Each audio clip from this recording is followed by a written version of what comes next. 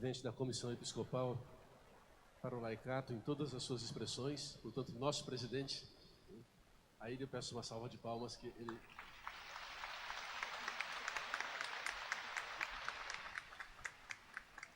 Queridos irmãos do Sagrado Ministério,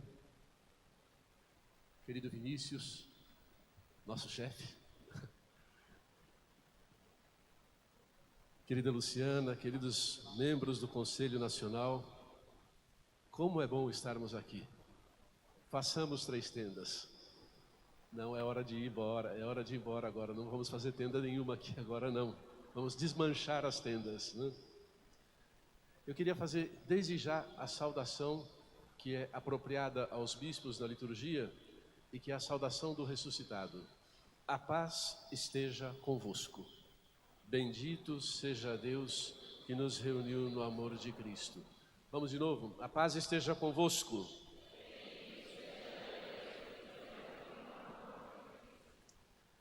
Queridos amigos e irmãos carismáticos, nós chegamos ao fim do Encontro Nacional de Formação de 2024. O verbo ir, que juntamente com a palavra norteadora ilumina o caminho da renovação carismática católica do Brasil por todo o ano, já se insere na dinâmica do Ano Santo, convocado pelo Santo Padre, o Papa Francisco. É o ano da oração. Nada mais carismático do que se entregar à oração. Nós nos reconhecemos plenamente nesse ano, no objetivo desse ano. É o ano do ir. Nada mais carismático do que ir ao encontro dos irmãos para anunciar a boa nova do amor do Pai, que envia o Filho para assumir as nossas dores, morrer por nós, ressuscitar e soprar o Espírito Santo com os dons para a missão. Ir. Nada mais carismático. É o ano em que nos tornamos artífices da paz. Repito, nada mais carismático do que comunicar aos outros que Cristo é a nossa paz. Vocês sabem de alguma coisa mais carismática do que isso? É o uso dos dons, é a proclamação da palavra, é a nossa entrega ao louvor, é fazer o que a igreja nos pede, mas essas coisas que a igreja nos tem pedido aqui são coisas do profundo do coração da renovação carismática. Nós queremos estar com o Papa, queremos estar com a renovação no Brasil inteiro, queremos estar em unidade. Ouvimos bem a pregação que precedeu esta missa. É bom estarmos juntos aqui. Foi bom termos ouvido o testemunho da Patty Mansfield, ela mesma presente naquele fim de semana de Duquesne, mas não podemos, como tinha dito já há pouco, armar 3 tendas, como sugeria Pedro na Transfiguração. Este é o ênfase do envio. E nessa Eucaristia, depois de termos saboreado a intensa formação, experimentado a força da oração, sentimos a força da palavra que impele. A paz esteja convosco, como o Pai me enviou, assim eu vos envio a vós. Esta Santa Missa nos dá na mesa da palavra e na mesa do pão o Senhor Jesus que entra ressuscitado na nossa casa. Concede-nos a paz, tira os nossos medos e nos envia como cordeiros no meio de lobos, porque é assim que Ele vem, é assim que Ele vai. Ao soprar o Espírito Santo sobre os discípulos e também aqui sobre nós, Ele confere à igreja o poder de perdoar os pecados, um poder divino, que é exercido por todos os batizados de modo diferente, segundo a condição de cada um.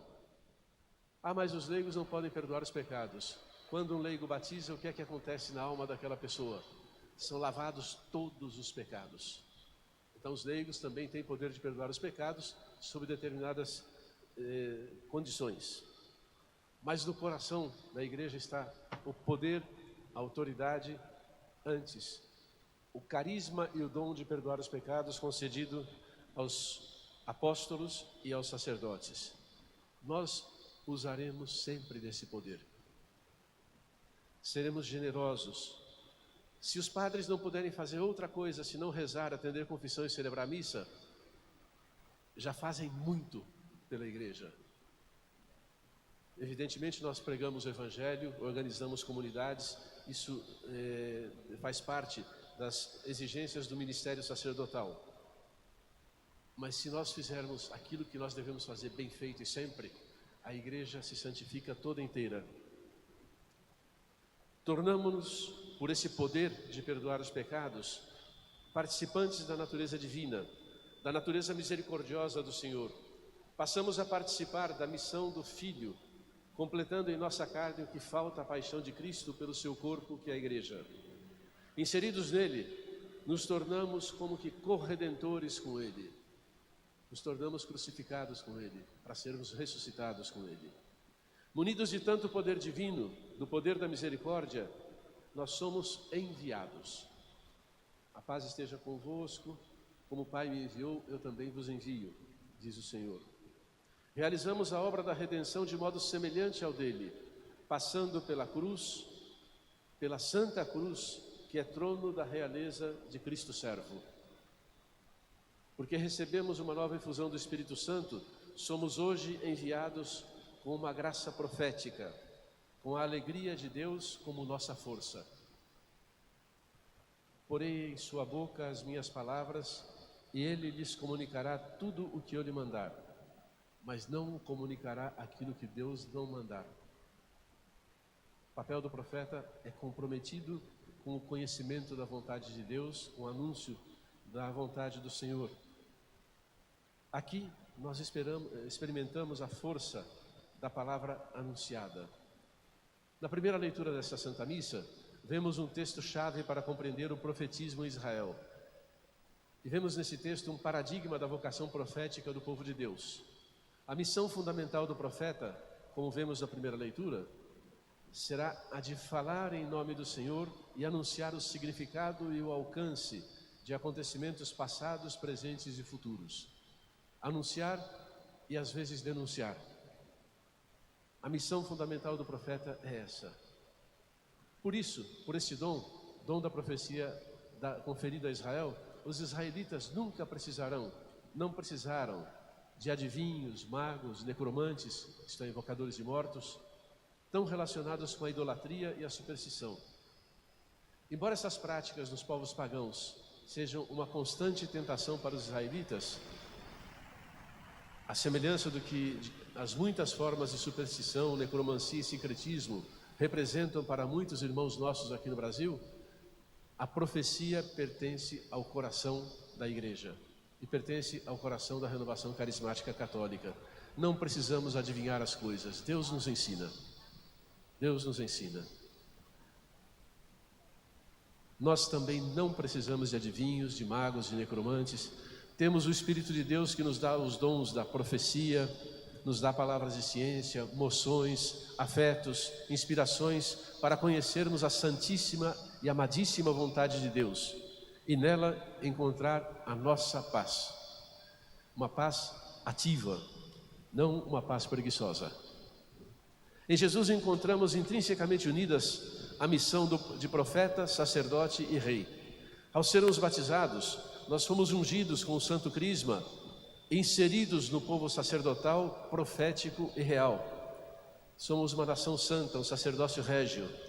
A unção do Espírito Santo dá-nos a eficácia apostólica, ao conferir à igreja o poder de perdoar os pecados. A missão da igreja é escancarar as portas do céu. Isso se faz mediante o perdão dos pecados, que é aquilo para o que Jesus derramou seu sangue. Somos divinizados, contamos com a graça de Deus, podemos nos apaixonar pelo Evangelho como Deus se ocupa de nós apaixonadamente. E a tal ponto podemos apaixonar-nos pelo Senhor, que Paulo ficou profundamente persuadido do valor missionário do celibato apostólico, sem prejuízo da vocação altíssima ao matrimônio. Mas Paulo, aos Coríntios, procura mostrar a beleza de uma vida entregue a Deus com um coração indiviso por amor do reino de Deus. O que eu desejo, diz ele, é levar-vos ao que é melhor, permanecendo junto do Senhor. E o melhor é a nossa fidelidade ao estado de vida ao qual fomos chamados. Mas nós, padres, os religiosos, consagrados, podemos puxar um pouquinho a brasa para a nossa sardinha. Nós somos pessoas felizes, não somos? Sim.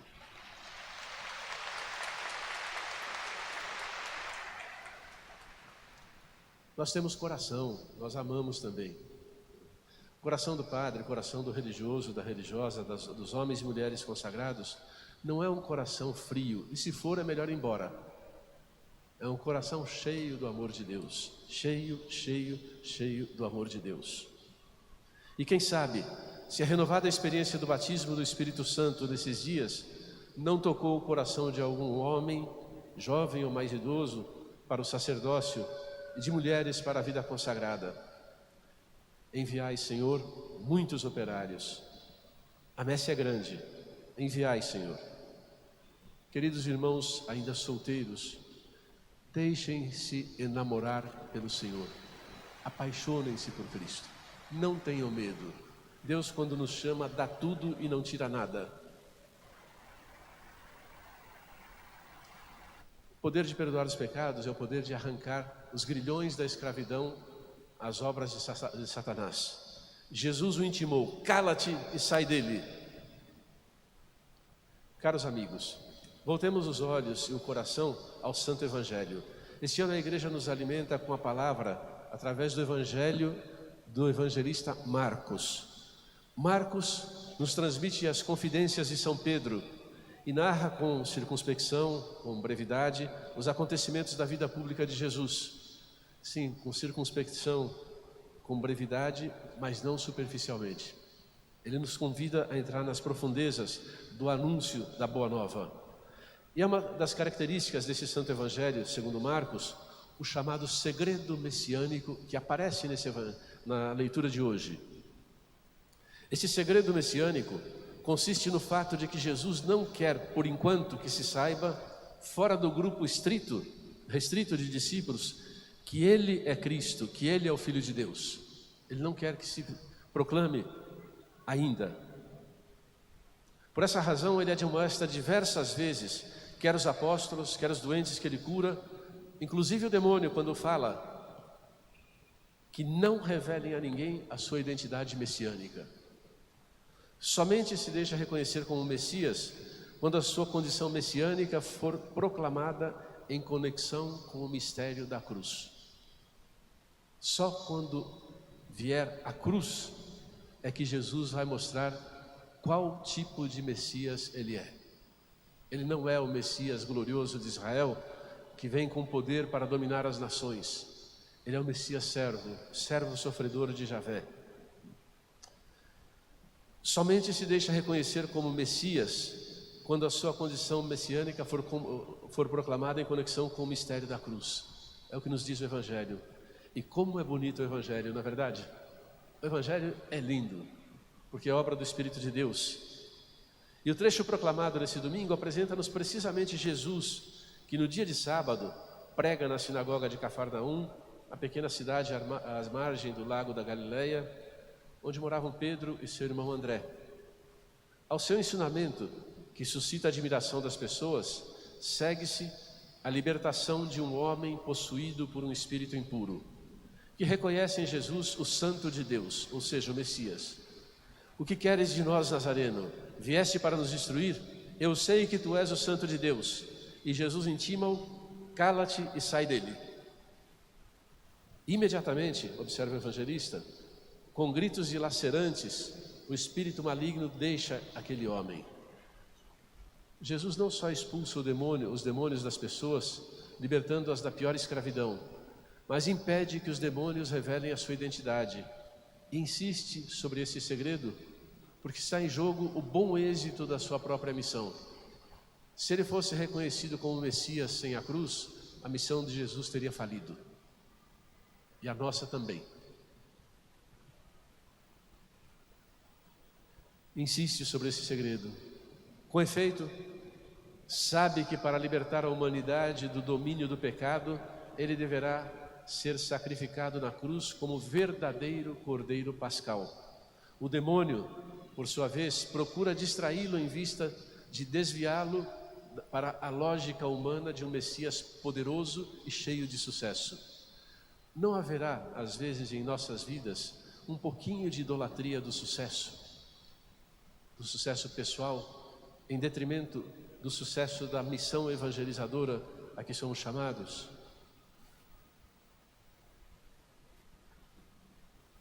A cruz de Cristo será a ruína do demônio. E é por isso que Jesus não cessa de ensinar aos seus discípulos que para entrar na sua glória deve sofrer muito, ser rejeitado, condenado e crucificado, dado que o sofrimento faz parte integrante da sua missão.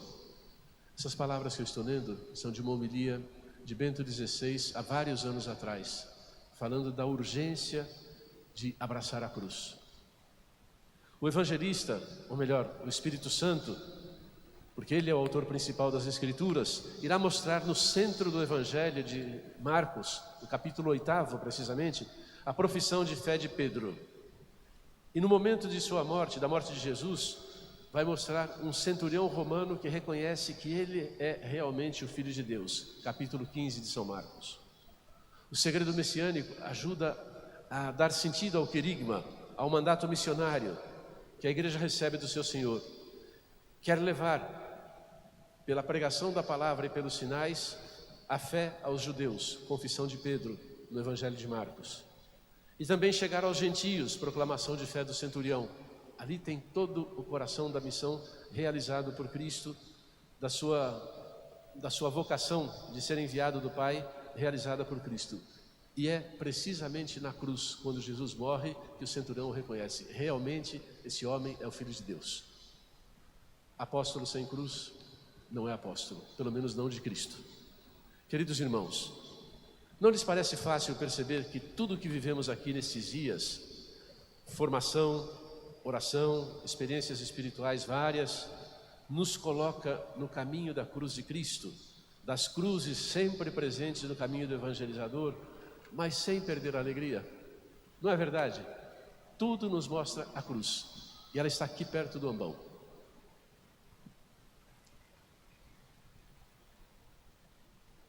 Jesus, para nos salvar, sofre e morre na cruz por amor.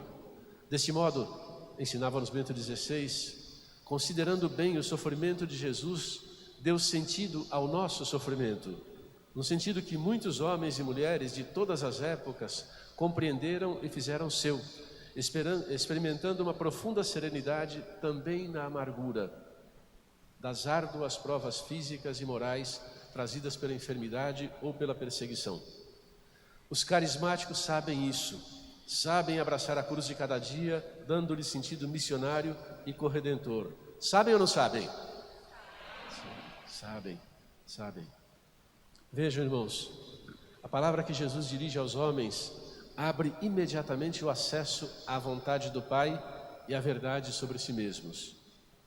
No entanto, não acontecia assim com os escribas, que eram aqueles que estavam sentados na cátedra de Moisés, que deviam esforçar-se por interpretar as Sagradas Escrituras com inúmeras ilações e reflexões.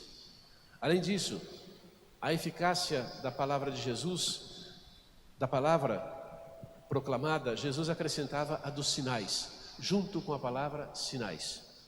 A evangelização é ação evangelizadora, não é só pregação, ação evangelizadora. Acrescentava sinais de libertação do mal. Santo Atanásio, observa, palavras dele: comandar os demônios e expulsá-los não é obra humana, mas divina. Com efeito, o Senhor afastava dos homens todas as doenças e todas as enfermidades, e quem, vendo o seu poder, ainda duvidaria que ele é Filho de Deus, a sabedoria e o poder de Deus? Quem duvidaria vendo aquilo? Houve quem duvidasse. Aliás, houve quem negasse. Pecado contra o Espírito Santo. Negar a força redentora da ação de Jesus. Nós somos testemunhas de verdadeiros milagres, de conversão, de curas interiores, tudo pela força do Senhor. A autoridade divina não é uma força humana à nossa disposição, a bel prazer. Não.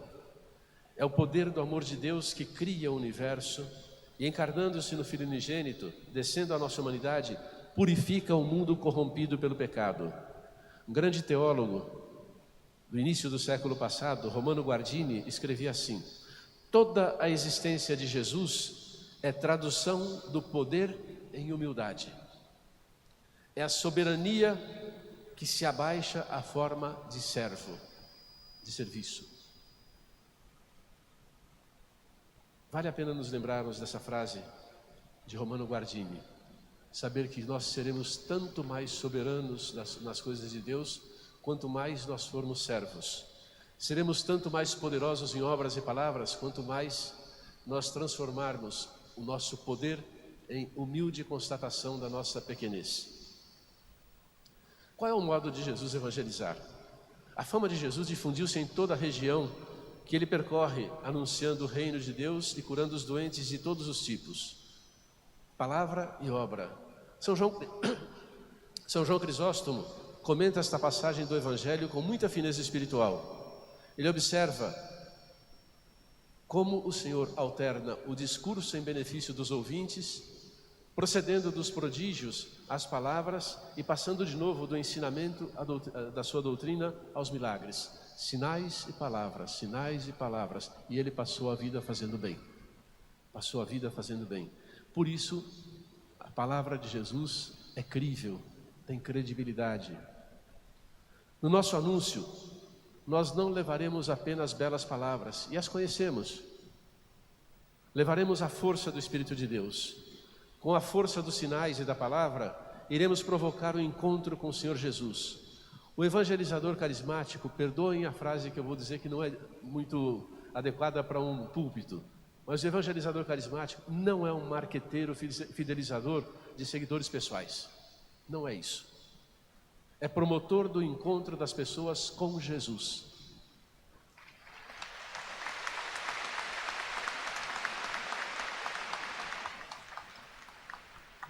Meus queridos irmãos, se nós levássemos a sério as palavras do Santo Evangelho, com que autoridade não pregaríamos e atrairíamos as pessoas para minha simpatia? Não, para Cristo e Cristo crucificado. Não é assim que nós desejamos? Muitas vezes, para o homem, a autoridade significa posse, poder, domínio e sucesso. Para Deus, ao contrário, a autoridade significa serviço, humildade e amor. Significa entrar na lógica de Jesus, que se inclina para lavar os pés aos discípulos, que procura o verdadeiro bem do homem, que cura as feridas, que é capaz de um amor tão grande que o leva a dar a sua vida, porque é Ele o amor. Numa de suas cartas, Santa Catarina de Sena escreve assim: é necessário que nós vejamos e conheçamos na verdade, com a luz da fé, que Deus é o amor supremo e eterno, e não pode desejar outra coisa senão o nosso bem. E o nosso bem é a salvação eterna, e o nosso bem é a vida eterna vivida aqui entre os nossos irmãos. Em que consiste a vida eterna? Que te conheçam a Ti, ó Pai, e a Jesus Cristo que enviaste. Nós somos mensageiros da vida eterna. Vou concluindo. Alguns de vocês, aliás, alguns de nós mais velhos, com cabelos brancos ou sem cabelos, se lembrarão dessas palavras: voltamos para casa com Deus no coração. A missa terminou, começou nossa missão. Desafinei, mas cantei. Vocês lembram dessas palavras? Voltamos para casa com Deus no coração. Aqui nós ficamos com o coração cheio do amor de Deus. Mas a missa não terminou. E não vai terminar, ela continua na nossa missão. Esse é uma pequena imperfeição daquele canto tão bonito da minha primeira comunhão, no fim da missa. Portanto, irmãos, eu repito, com a força do ressuscitado, a paz esteja convosco. Bendito seja Deus que nos reuniu no amor de Cristo. E repito como Jesus: não temais. Eis que estarei convosco até o fim do mundo. E como ressuscitado, como o Pai me enviou, isto é, como um cordeiro a ser imolado, assim também eu vos envio a vós. Agora eu vou dizer algumas vezes o verbo ir, na segunda pessoa do plural, imperativo, e vocês vão responder: eu vou. Combinado? Ide. Eu vou. Ide a Nínive. Ide por todo o mundo. Pregai o Evangelho a toda criatura. Ide com a força do Espírito Santo. Ide com a força do amor à igreja. Ide movidos pelo Espírito de Deus. Ide com a força profética que o Espírito Santo nos concede. Irmãos, sim, sem Ele nada se faz. E aqui vou lembrar as palavras de um apologista cristão que viveu no 2º século e que foram retomadas por um bispo da igreja melquita durante o Concílio Vaticano II. Ele dizia assim, e nós vamos guardar essas palavras no coração, talvez já bem conhecidas: sem o Espírito Santo, Deus está distante. Cristo permanece no passado. O Evangelho, uma letra morta. A igreja, uma simples organização. Autoridade, poder. A missão, uma propaganda. O culto, um arcaísmo ritual. E a ação moral, um agir de escravos. Mas no Espírito Santo, o cosmos, a criação, é enobrecida pela geração do reino. O Cristo ressuscitado faz-se presente, aqui e agora. Rompe-se a barreira do tempo nas nossas liturgias e na nossa vida. A autoridade converte-se em serviço. A liturgia é memorial e antecipação. E a ação humana torna-se divina, teândrica, como diziam os teólogos. E nunca nos esqueçamos de orar uns pelos outros. E agora eu vos peço, permitam-me dizer uma palavrinha para a minha igreja particular, a minha esposa amada. Povo de Itumbiara, vocês são pouquinhos aqui, levantem as mãos, por favor. Um grito de aleluia. Povo de Goiás, querido Goiás, onde se encontra a minha diocese. Povo do Centro-Oeste. Todo mundo. Povo do Norte. Povão amado do Sul. Povo do Nordeste. Povo do Sudeste. Povo do Leste. A todos vocês vai ser dada a bênção da Eucaristia e vão ser repetidas as palavras no fim. Ide. Ide por todo o mundo. Ide para as vossas casas. Anunciai o Evangelho a toda criatura. Amém.